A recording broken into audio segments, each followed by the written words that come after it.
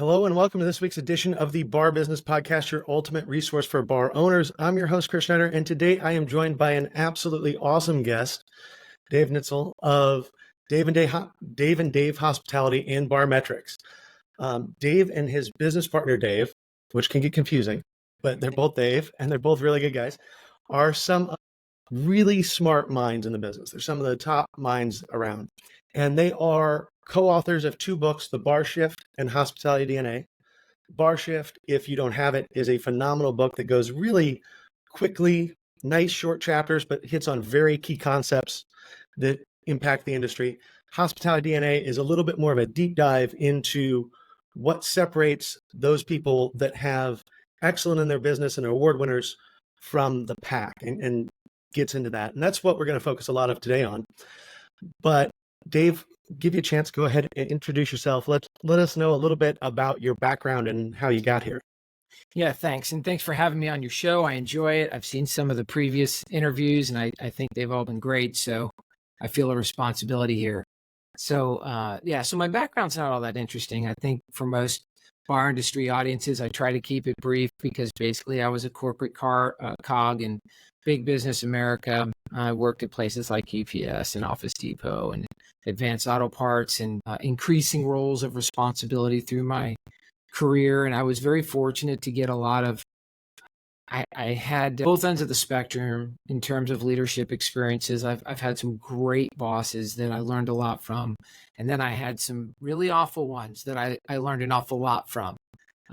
It's an interesting question to ask, which did you learn more from, the good ones or the bad ones? And I'm not sure what the right answer to that is. But suffice it to say, I found myself, my role and my entire team was eliminated from a position at one of those organizations. And I had a choice to make about what I was going to do with my future. And I didn't know what I wanted to do. I felt like I wanted to give it a go on my own. The problem is I don't have like that cool creative gene that a lot of bar and restaurant people have. Like, I don't have my own super unique ideas. My gift is taking other people's ideas and making them better to the extent that I have a gift. And so I jumped into a company called Barmetrix as a franchisee. I bought 4 franchise markets from them. I love the company. I've been there over 10 years now, and it's inspired a bunch of work. And I've learned about our industry through doing that inventory work. And then about halfway through, about 5 years in, sort of my big business background started kicking in, and I started thinking less about the intricacies of executing inventory audits and started thinking more about business as a whole and smashing my past into my current, so to speak, for lack of better terms. And that's where the books came from. So we've got the Barmetric stuff and we've got the books that we do and a lot of speaking tours. And now we're launching a consulting bit off of all of that. So reasonably busy, a lot of fun. I'm a bit of a kid in the candy store when it comes to the industry because I haven't been in it that long and it's evolving for me. So a lot of stuff is new and interesting, and we're getting to do some really cool stuff with some really awesome people. So that's the short clip of my journey. Well, cool. And I think one thing that's interesting to me about your background is that it started in corporate. And I was in hospitality. I ended up going and working for a large company for a while, then came back to the consulting and podcasting side of hospitality. And I think that sometimes it's overlooked how much hospitality can learn from the way big corporations run. But there's also the other way that big corporations could learn from how hospitality runs as well. That combined experience, I'm sure, gives you a little bit of a different insight and a little bit of a different way of looking at things and potentially some tools that other people are not used to using. That's exactly right. I think I don't have a lot of advantages in the industry with my lack of experience in it. The advantage I have, or that which makes me unique, is the fact that I don't have that. So I do have a bit of a different perspective on things. But what I have to be smart about, and Domzalski's really, he's my guiding light when it comes to the industry stuff. He makes sure that I don't stray too far afield. And he's like, hey, yeah, no, Dave, no, that's not right. And, I've been doing it 10 years, so I'm not a total babe in the woods, but still I have to be mindful of what the right applications are. And I think if I and I'm mindful of it. So if I can get the applications right, as you mentioned, and get the right blend, I think there's an offer there for people that can be really useful. Sure. So let's talk a bit about Hospitality DNA, because it's probably one of the most interesting books on the bar business that's ever been written, if I'm really honest. Because there's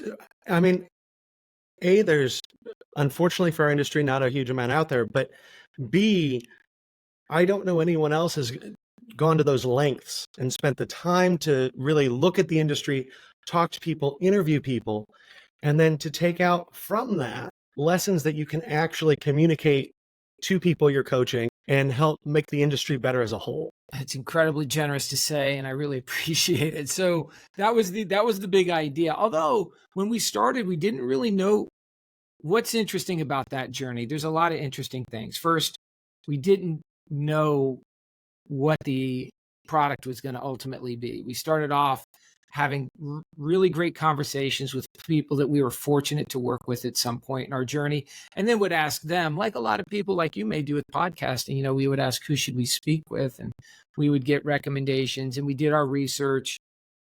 The impetus of that book was really around Jim Collins' Good to Great. For those that know the book, I love that as a business book, probably my favorite. But you can't write that book in the hospitality space because we're not publicly traded companies. We don't have that sort of data. So we needed a data point. If there's any controversy to the book, it would be that we went after industry award winners. And I've learned since reading the book, I went into it thinking, this is pretty universally believed that these industry award winners are on top of their game. And that's certainly true.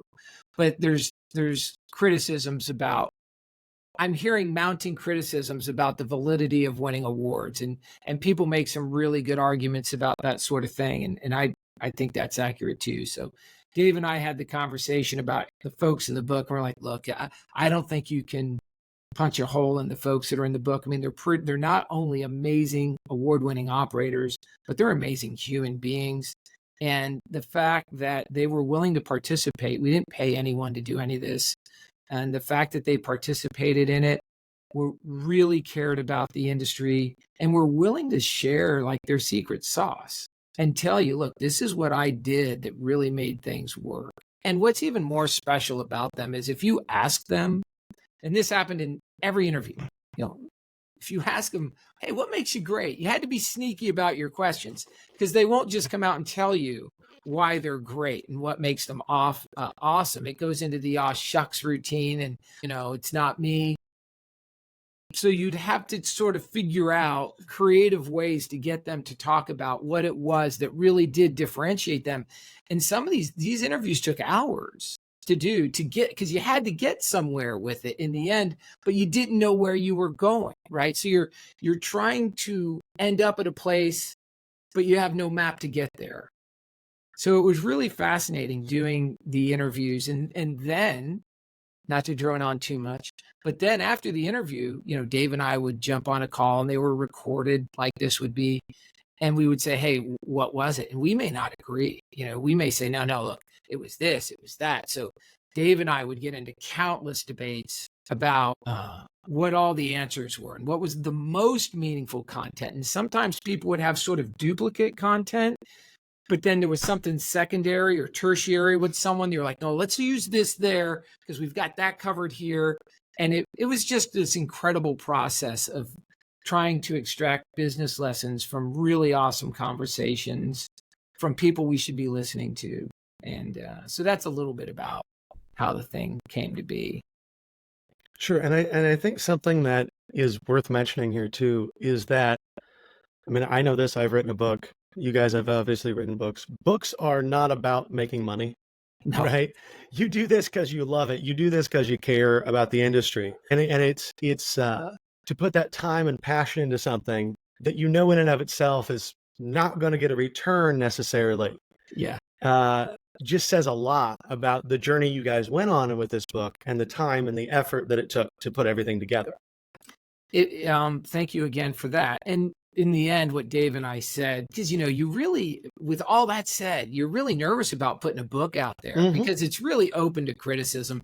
You can say some ridiculous things on a podcast or in an interview or even on a stage, but when you write it down, it faces a different level of scrutiny, and to be to put yourself out there like that without getting this big financial bouquet at the end of it. A little bit of that. At the same time, what he and I would say is, look, as long as we're proud of it, in the end, as long as it's something that we're like, you know what, I'm so glad I did that. My mom might be the only person who buys it, but as long as I'm proud of it and she likes it, I'm good to go. So you're right. But at the same time, you do get some nice accolades for it. And you do, like, I get to do this with you. You and I wouldn't be doing this if not for the book. Someone may say, hey, you need to talk to Nitzel. He's okay. And why talk to that guy? So the book affords you a little bit of notoriety, if you will. And that does open some doors. We have some coaching opportunities that I don't think we would otherwise have. So the payoff can be asymmetrical. But you are 100% right. You don't write a book for the payoff. But if you do want to write a book, there's never been a better time. It's never been more available to people to go out there and be able to put their thoughts to paper and get it published. And that's really neat too. Yes. And so one of the things that struck me about the book, there are amazing stories in there that cover all sorts of people in the industry all around the world. But what almost impressed me more, what I found even more interesting, was the lessons you were able to take from those. And then how you distilled that down to your Helix model. So the book is Hospitality DNA, Helix, obviously the shape of DNA. And then you use that as an acronym to say, here are the 5 traits that most of these folks have, 3 or 4 of them, or all of them. And all of them excel in at least a few of them. Right. Yeah. And so because that's a lot of interviews to go through. That's a lot of data to go through to distill down to there. What was that process like? Hard. In a word, difficult, because we didn't know we were going to land with the Helix. We honestly, I don't even know. That's a great question. And thank you for, like you said, that probably better than I could. What was that process like? Difficult. So what you had to do was do the interview and extract out the DNA. What's the marrow of what makes this person great? So that's job one. And look, the thing that made me the most, or Dave and I, the most nervous was doing the stories justice, because we're not writers. That was terrifying. If you ask me what the hardest thing, that was the hardest thing for me, was getting the stories right. And we actually, the words are our own. We wrote the book, but we did make use of editors and people, like, hey, give this thing a buff. Would you make sure the commas are in the right spot?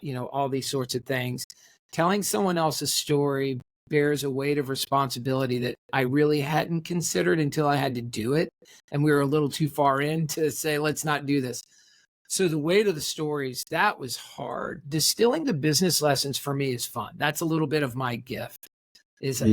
Once I get to what I think, let's call it the superpower is of that person, crafting that out into a business message that works for most readers. Not everyone, like the translations and the way the book is created is very unique, and it might not be for everyone, but it was the only way I could think of organizing it in a way. I mean, you got to do what you do.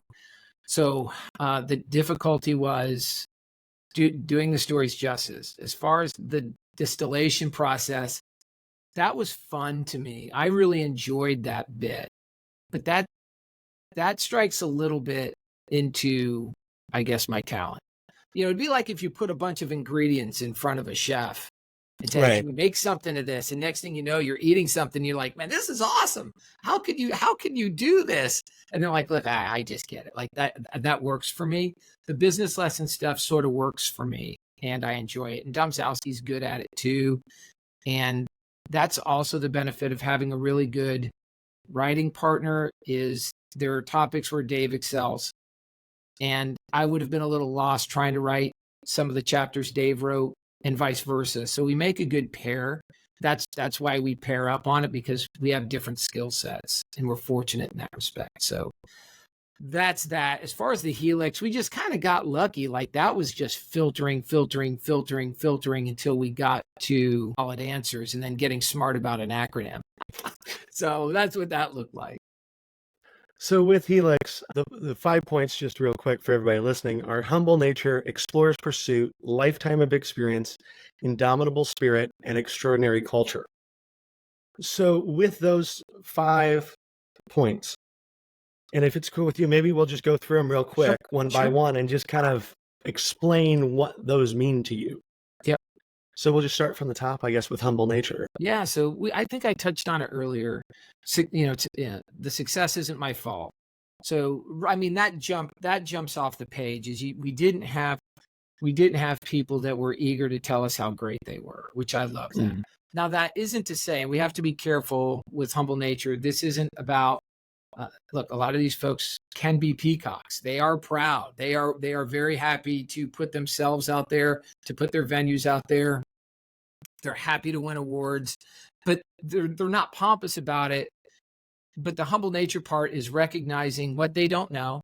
So they're very quick to tell you not only what they do know, but they realize they don't know everything. So a lot of them are learners, and they're also very quick to give away credit to the team members that help get them there.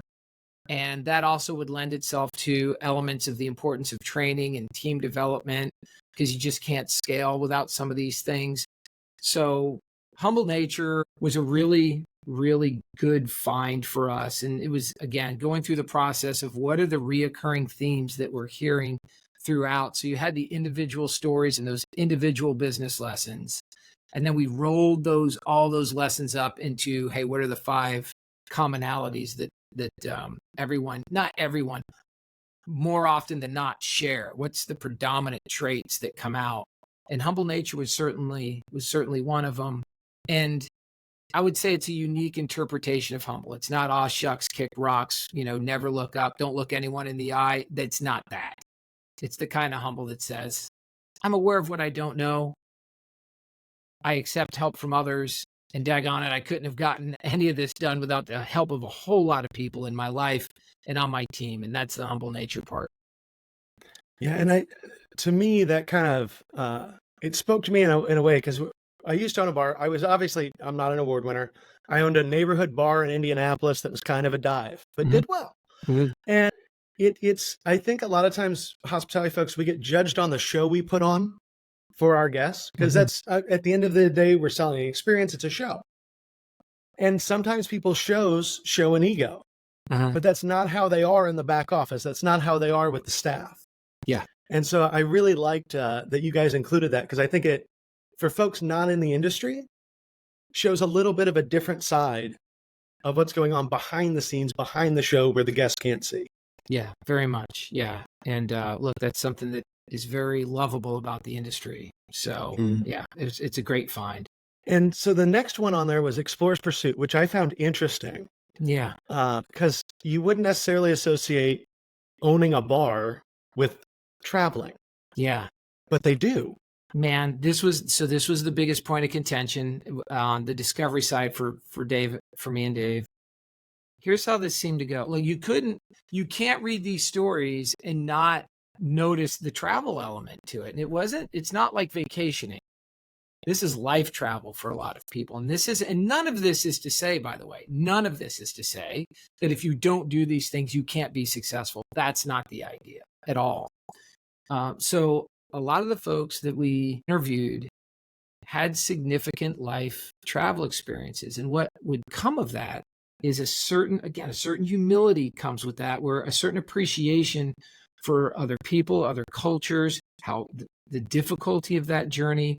But what they would do is they would take their personal experiences and they would manifest themselves at their bars somehow.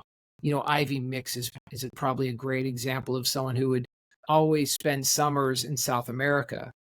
And then she would come back to New York and open up a place like Leyenda, which is a very on the nose example. I'm going to bring, South America to New York City, but there were others that were colored differently.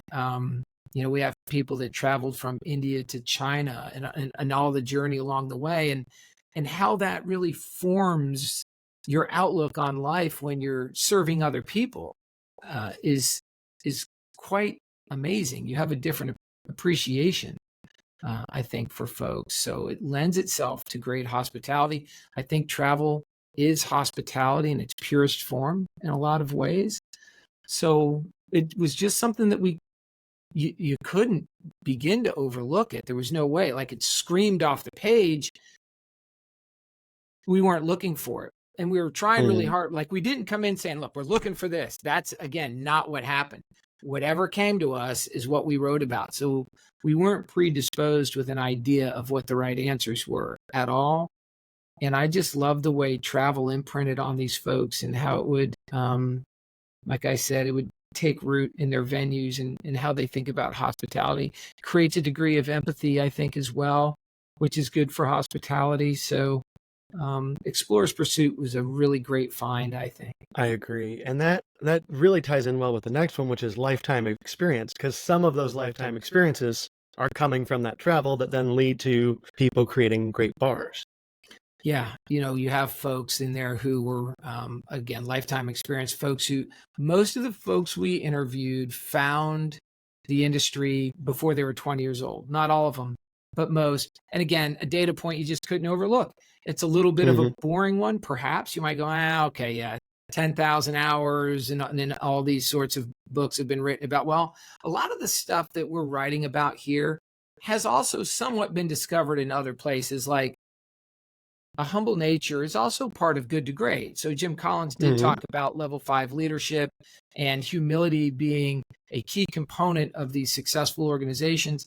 So to some degree, it's validation, and also comes as no surprise that leadership traits work in big business are the same ones that work in a bar and restaurant. Say 10,000 hours, lifetime experience. Those traits are the same traits work whether you're a baseball player or a restaurateur. We're looking for that experience, and we just can't replace it. Again, if you tie that back to Explorer's Pursuit, you have someone who is a teenager, fell in love with the industry, working summers somewhere in, say, Portugal, who then decides to go get a job in a hotel in Scotland, who then makes the jump to own a place in Denmark. And I'm kind of in awe. I mean, it might be a little bit of me being a dull American, but I had to learn a second language. I had to learn a third language. When people are telling you that they had to learn a third language, you have Kate, Catalan Bene, who she learned English through reading cocktail menus and cocktail books. I'm just blown away by these stories, and I'm like, how can I not share this? So there are those stories where you're like, that's got to get in the book. Like, we have to find a way to maneuver her learning English through reading cocktail menus and cocktail books. That's got to make it. So we have really, really awesome people featured in the book. And so lifetime experience, if you're looking to reach these award-winning levels, it takes some time. The moral of the story is it's a journey, and it isn't going to happen right away. So if you're young in the business and struggling, hang in there. It takes a minute. For sure. And that actually leads well into Indomitable Spirit, because to have that lifetime experience to hang in there, you have to have that indomitable spirit. That's exactly right. And bad stuff's going to happen. And it doesn't matter what industry or what business you're in. Like, I've had less than awesome things happen through the course of my career. Most of us have. We all have our challenges. What's different, and we could have went with something like grit or determination. That would have been okay, but it wouldn't have been right. Why we went with Indomitable Spirit, other than it was convenient that it started with an I, was that these folks faced down challenges with a smile. They weren't jaded or angry about it. And when they spoke about the things that they struggled with, there wasn't necessarily a chip on their shoulder. They just faced it down and were determined to keep moving forward with a smile. And to me, there's a lot of real hospitality DNA in that. Whatever was going on in their lives didn't spill over to their guests. or as much with the employees, as much, but certainly not guest facing. And they made it through. And I just have a ton of respect for that. It's impressive. It really is impressive. And some of the stories, some of the tougher stories in the book are devastating. So you guys did a very nice job at telling some very difficult stories. Yeah, there was a few of those. I lost a lot of sleep over probably a couple of them that you're thinking of. It was like, how do I do you, how do I do this justice? Like, I'm not qualified to write this story. I can get the business lessons out and those sorts of things. But yeah, that was nervy for sure. I can imagine it was. Yeah. But from a reader perspective, it came across really well. Oh, thanks, man. It really did. And so the final part of the Helix model is extraordinary culture. Yeah. Which I think we could probably talk for 2 hours on just that. There's so much there. Yeah. Maybe too much. It's probably the biggest idea, maybe the most like nebulous concept in the Helix is extraordinary culture. We've gotten hired to do a lot of culture coaching as a result of this book. I got to be careful here because we could talk for a long. So look, culture is the most important thing that happens in anyone's business. And culture gets a little bit of a bad rap because people think that it's the word salad is culture, and HR departments and other people in organizations come up with whatever the hip cliche terms of the time are, and they decide to call that their culture, when in fact culture is simply how people think and behave in the business. That's what culture is. So if you're trying to get people to think and behave in a certain way, you're building culture. In our industry, it's not very well defined in most bars and restaurants. We may have the behaviors, we might be doing it, but it's not super well defined. And it transcends training. So it's not about taking someone to a table and giving them a menu and saying thank you and your server will be right with you. That's just steps of service and process stuff. When you get people in your business, and that's what these folks were doing such a good job of, is they were teaching people how to think whilst in their business. And that has a great multiplying effect. The more people you have in your business that know what the answers to the quiz are, that frees you up as an owner or an operator to go do other things. They're probably more the types of things you should be working on as an owner. But if people don't know what the answers to the questions are, or don't know what the right behaviors are, then you're going to create a whole lot of work for yourself that you shouldn't be doing. Most of these folks, if you know any of them or if you look any of them up, they're multiplying. I mean, they're scaling, they're growing like weeds. That's not because they make a great drink, or it's not because they make a great plate of food. It's because they're running a great business and they've taken the time to build a really strong culture. So we've all heard the phrase, what is it? Culture eats strategy for breakfast. That's correct.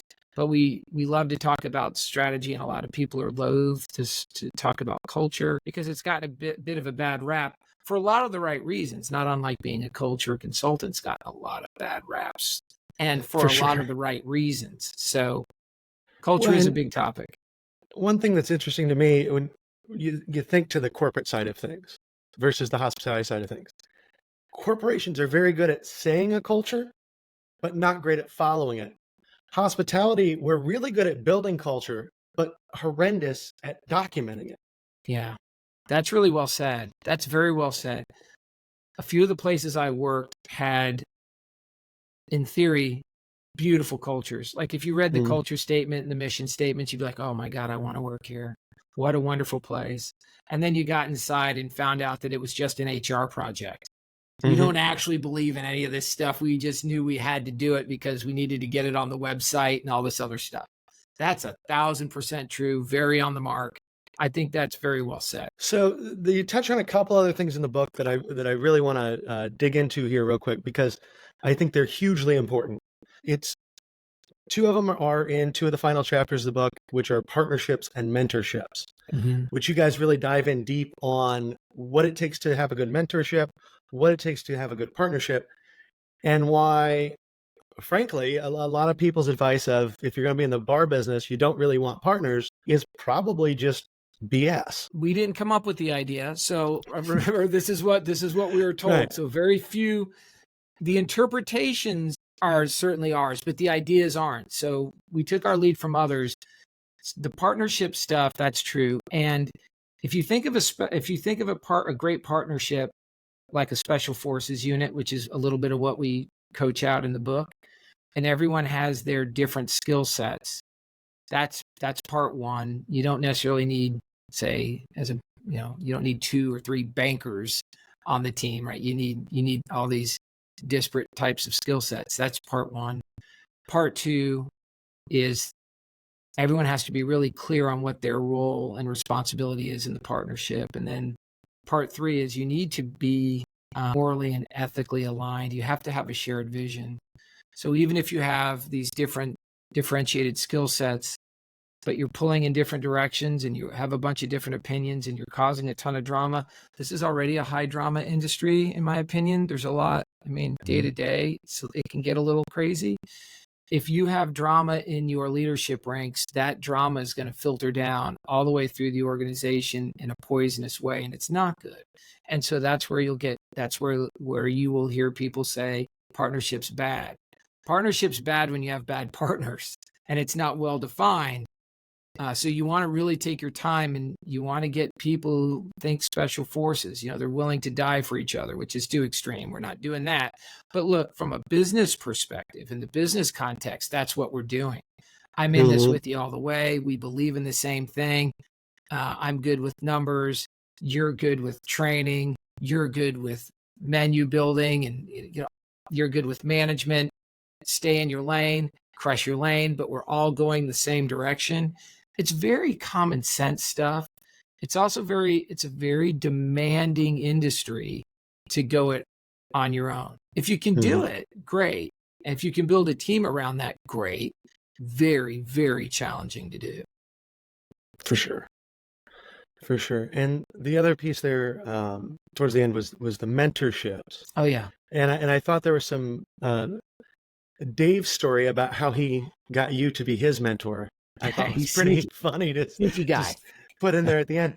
But just the value of having someone that you can bounce things off of that is an objective third party.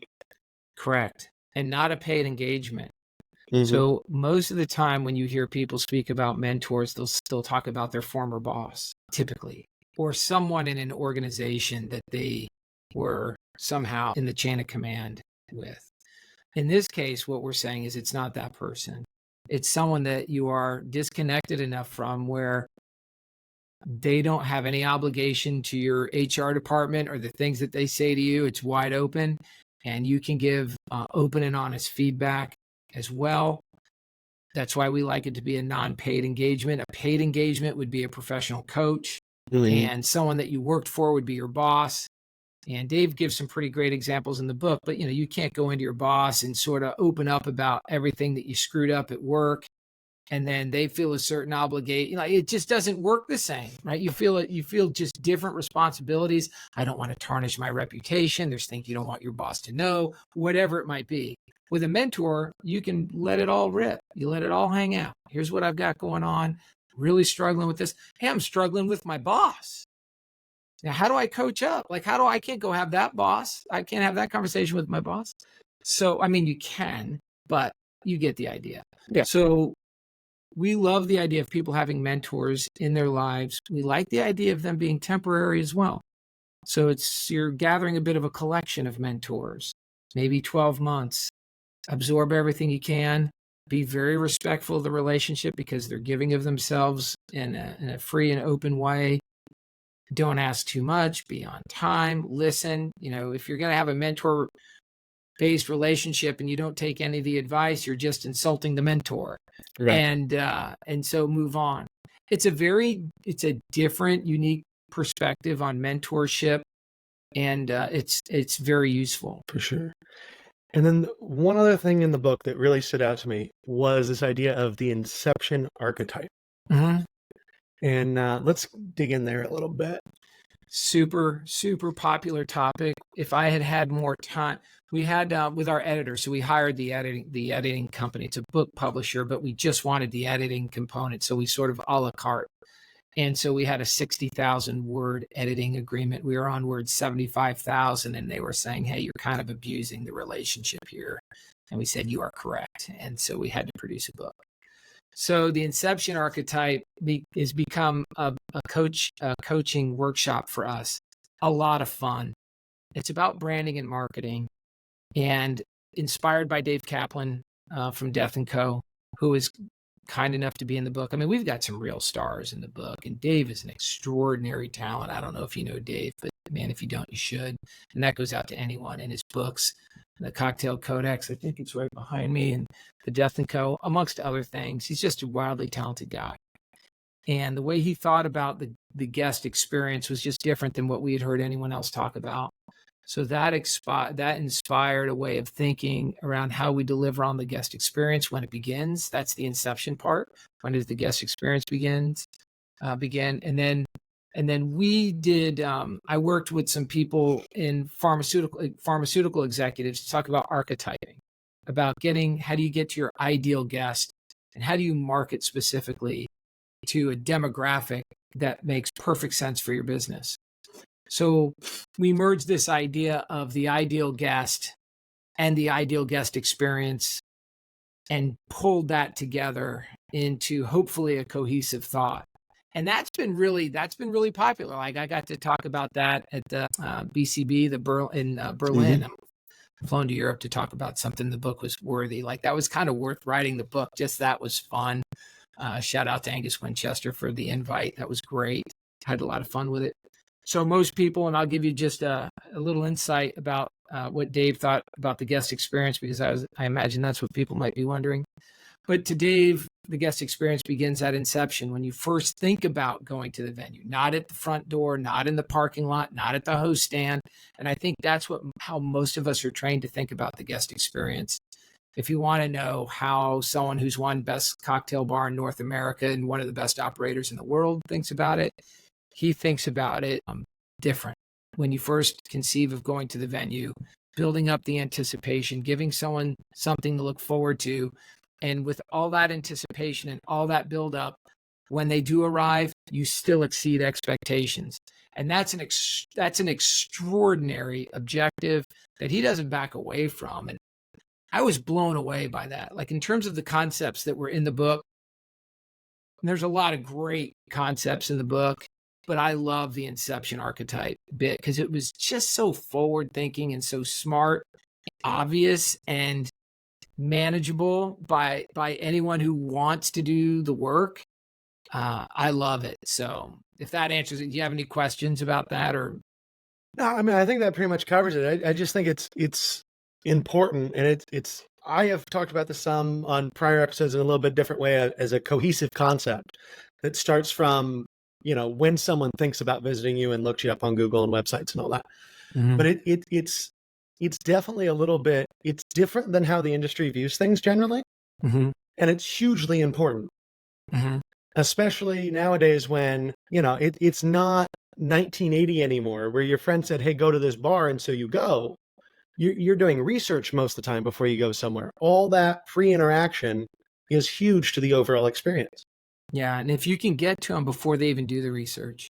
So if you can figure out who your core demographic is and your ideal audience, and you hit them on Monday when they're sitting there at work, miserable, thinking about Mondays suck, and you hit them digitally with, "Hey, do you think Mondays suck?" "Yes, I do." "So do we. Come see us on Friday." On Monday, I'm making up my mind because now I'm already thinking about it. I'm already looking forward to that. So the people who are posting on Facebook Friday afternoon to get people to come in Friday night have long ago lost the fight. Right. They lost on Monday. And man, when you can start getting your mind around that stuff, you can win. But you have to get your mind around it, and then you can't disappoint. So it's a high bar. Very high bar. Yeah. But it's definitely worth the effort. Yes. To get there, and you guys communicate it really well. Thanks, man. Now, taking all that stuff out of the book, obviously you work in coaching and consulting. Mm-hmm. So, and I'm sure you mentioned Inception Archetype is something that you're now coaching out on. tell us a little bit about your coaching and consulting and just kind of what you do there. Thank you. So it's morphing. Happy to announce, right? So this is a breaking news. I'm partnering obviously with Dave Domzalski, but also Ray Walsh, who's the CEO at Barmetrix, and we're going to be launching a new coaching program. And there's a lot of great coaches out there, lots and lots of great coaches out there who really know their stuff. And a lot of what's out there is geared towards owners and different concepts. We're going to launch something that's really more bar shift based, our first book. And it's really going to be geared towards the bar manager and just basic operating management best practices, something that a bar owner might say, geez, I'm very happy to spend $50 a week, $200 a month. If my managers could just sit in an hour a week with Dave and Dave or a representative of Dave and Dave and just get some good old fashioned management leadership coaching week in and week out. And the conversations would be, a little bit like this about, this week we're going to talk about how to do a great shift meeting. We'll talk about how to do marketing, who's doing the marketing in the business. And let's see if we're getting that right.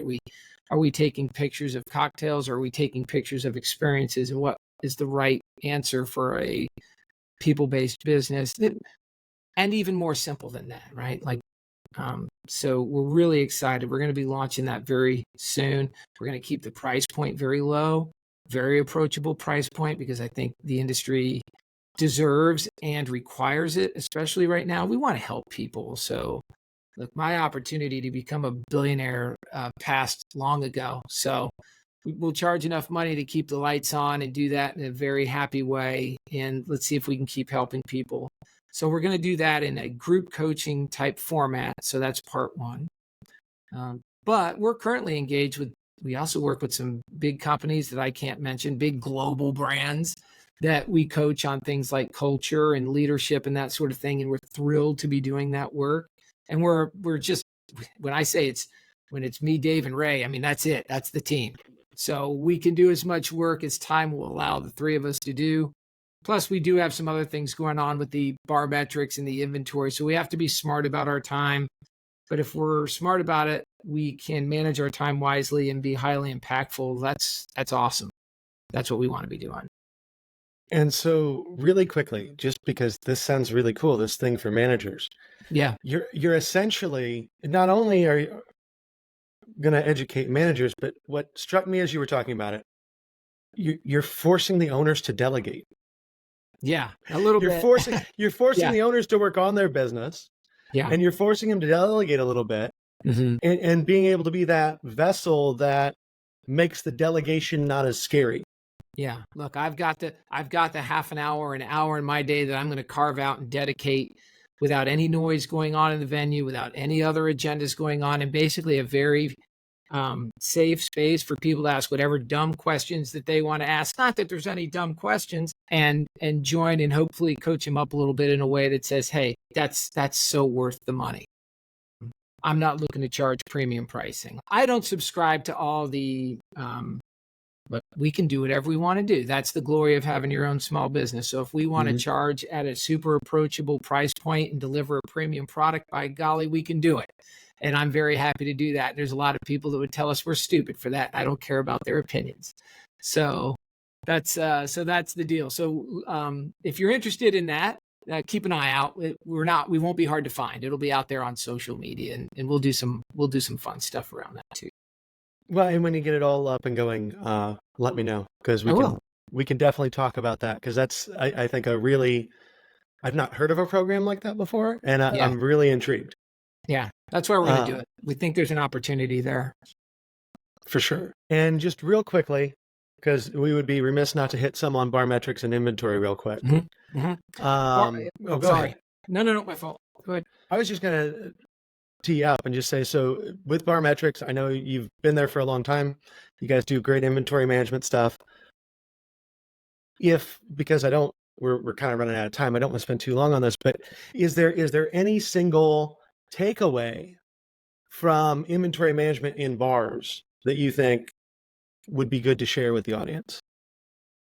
If I had one big idea about inventory management for folks, especially in this industry, and this gets much more into my background, my professional background. I guess I've been dealing with inventory in some form or fashion for 35 years. It's that for bars and restaurants, I think they have the idea that I count stuff, I order stuff, I divide my sales into my orders, and I come up with a cost of goods. And that's inventory, and that's not inventory. That's just counting stuff and ordering stuff and doing some division. If you're not doing a reconciliation process on the back end of your counting, then you're not doing inventory. You're just counting. And what you're making a determination on is whether this counting output equals a cost of goods number that you deem satisfactory. That's simply not inventory. Inventory has to include reconciliation. So what does that mean? I was in a sales meeting a couple weeks ago, and I sat down before I even hit the seat. The guy said, "Look, I don't need you. I really don't have any interest in this. I just thought I'd take the sales meeting." And I said, "Well, okay, look, the good news is I'm the business owner and I don't need your business. So we can just have a candid conversation. We can just talk like two owners, right? Like I'm not being a jerk. I'm just, look, if you're going to hit me with that, my seat hasn't, look, let's do it. We'll instead of having a sales call, we'll have a coaching call." And he went on to tell me, I don't know what my weekly sales are. I said, what are your most popular products? That's probably this, probably that. How much do you sell? I don't know. How much do you lose, right? So you know what you order, but you don't know what you sold. What's the difference? No idea. I said, okay, well, you're telling me that you're happy with the cost of goods number, but the business is struggling to make money, but you're putting it all on the kitchen, yet you're leaving at least 5 points on the table on the bar side, and you're telling me you don't care about that. I mean, it's both arrogant and stupid. Mm-hmm. And then I'm not saying that you couldn't all run off and use Barmetrix if you wanted to. We're not in that. I think we're in 20 cities. We're not that big. And my franchises are in North Carolina and Atlanta. If you're in those markets, give me a call. But I'm not selling you anything. What I'm telling you is inventory requires a degree of reconciliation. I sold 6 bottles of vodka. I need 8. What happened to the 2? And in order to do that, you've got to pull down all your cocktail information so you know what portions went out to all these different products. It's quite involved. You have to double check your work. Did we miscount it, or did we mispour it, or are we giving it away? There's a lot of questions to be asked. And for the most part, bars and restaurants are leaving a considerable amount of money on the table. For some people, that's okay also. Some people say, look, I don't mind giving away some stuff. And to that, I say, great, there's no problem. Just make sure that whatever that amount is, it's well defined and that it's tracked. There shouldn't be unknown loss in the business. There should only be known loss in the business. And you set aside an amount of money that you're comfortable with being known loss. I have everything from we give away nothing to we're comfortable giving away 7-8%. It depends on the profitability. A lot of times it's a profitability issue. Depends on where people are in the world. But if I was going to give one overarching big idea, it would be that if you're just counting to get to a cost of goods number without really understanding what the product mix output should be too. So, hey, I'm good with 25%, but what if you should be at 20 and you're selling a lot of liquor, which is by proportion driving that number down? You just need to know what that information is. In this day and age, people are leaving $2,000, $3,000, $5,000 a week in revenue of revenue on the table each week, and that's hard. And then can't pay the bills, but then don't want to reconcile inventory is shocking to me. So yeah, I can pedestal this one a little bit. Like, yeah, this is dangerous conversation. We're out of time, Dave. Shut up. I got it. But look, consult whatever system you're using. I don't care. Find the money in the reconciliation and get all the money that you deserve in the business. And it's not that you have not heard me say, hey, people are stealing from you. That's not necessarily true. Most of the time we have very well-intentioned people working for us who just don't know. And if you don't have a dashboard, you might be a great driver, but if you're doing 55 and a 45 and you don't know it's a 45 and you don't know you're going 55, you don't know what you don't know, and you're breaking the speed limit, but you might not be intending to. And that's what a good inventory system should do for you, is tell you all that information so you can go make whatever decisions for your business that you want to make. So that's the quick answer. Well, and one thing, because I am a financial numbers guy at the end of the day. And so one thing in there that I don't think can be emphasized enough across the industry, your P mix matters, right? We talk about, well, prime cost should be 55%. Well, your liquor cost should be 22%. Those numbers are great for you and I having a conversation on a podcast saying, here's some industry norms. They mean nothing to the individual operator unless you understand what the hell you actually sold. Correct. Absolutely correct. Yep. And what your customer base is and what your service offering is. Like, there's a lot that goes into it. And you don't have to go too deep, but man, I want everyone to know that answer. I want people to know, hey, I'm at 5. I have 6% variance. 80% of it is on a particular popular vodka. That's what my regulars drink. We're going to ring that in as comps. I've got that baked into my budget. I know I'm going to comp away X. That still yields me a profit of Y. And as long as we hit those numbers with a full understanding of what that is, I'm okay. You don't need me. You absolutely don't need me or anything else. Whatever you're doing is perfectly fine. But if you're just doing the math like that gentleman was, and you're coming up with 25% was his number, and he was telling me how great that was. And I was like, I don't have anyone that bad. Like, I don't know. You must be making a ton of money here if you're comfortable with that, and good for you. And then he goes on to tell me that he's pissed at the kitchen because they're not making any money. And I don't know what conversation we're having anymore. I never aspire to be a smart aleck, but man, goodness gracious, that was tough. So no, I believe it, because we are getting a little close to the end here. Sorry. A final question for you. Is there anything that we didn't talk about or anything that you think people listening to this podcast need to know that we have not hit on yet today? Well, that's a good question. I don't know. You were very thorough, very complimentary. I appreciate it. No, it was really good. I mean, if you buy the books, I hope you enjoy them. Give us a nice review on Amazon. That's helpful. So you can find, I'll make a pitch. You can find the books on Amazon, and we have audiobooks, paperback, and the hardcover. It's really nice. And we had a professional do the audiobook, which was also very nice. If you're interested in inventory services, of course, you can just go to barmetrix.com. And we're always looking for franchisees too. So if you're looking for a way to generate recurring revenue, maybe that's it. In terms of coaches and consultants, it's a tough gig. And I'd mentioned that it gets a bad name, and that's because it's tough to generate recurring revenue. So then people take whatever comes their way, regardless of their expertise. Which is another conversation about coaching and consulting, where you really need to stay in your lane, but people often can't, and that creates negative outcomes. What's nice about something like Barmetrix is that it gives you recurring revenue of a really valuable service that people authentically need, and that pays for itself. So it's a great service. So that's what allows me to write books. So Barmetrix is the engine that no Barmetrix, no books, no Barmetrix, no coaching. I'm not coaching reliant. And the beauty of that is I can say no to gigs I'm not qualified to coach on. I get asked all the time to do cocktail menus because people think Barmetrix, and I'm like, absolutely not. Like, that would be a disaster for your business.